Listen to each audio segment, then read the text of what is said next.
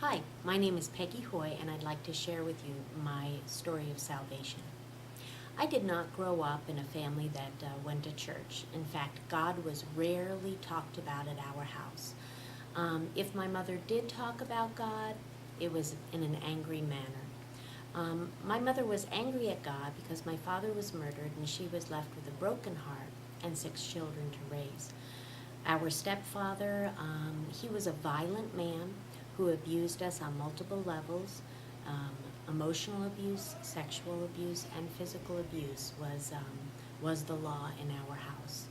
Um, he was filled with darkness and certainly did not encourage us to engage in any relationship with God. When I was 16 years old, my stepfather put me on a Greyhound bus to go live with my sisters, and as you can imagine, I was crying. And I remember sitting next to an African American woman who immediately reached out to me and said, "Honey, God is going to take care of you." And she broke her sandwich in half and gave it to me. And that woman was right, because from that point on, God did take care of me, and He surrounded me with incredible people to pull me into a relationship with Him. I remember when I did my student teaching in New Mexico, a Gouladal family invited me every week to go to church with them.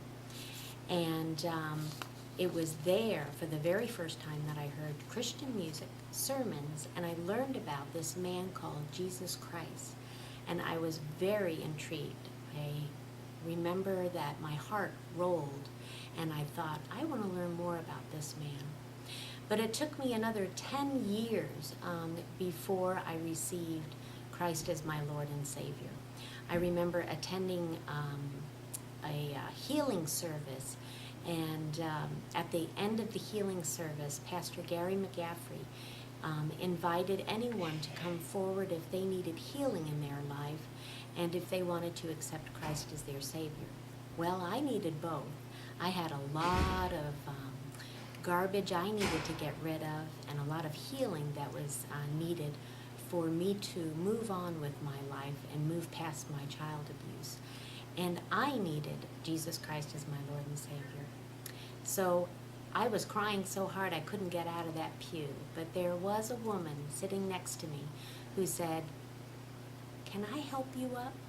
And that woman's name was Marjorie Ebersole, and she walked me up to that altar, and I accepted Christ that day and received the healing that I needed.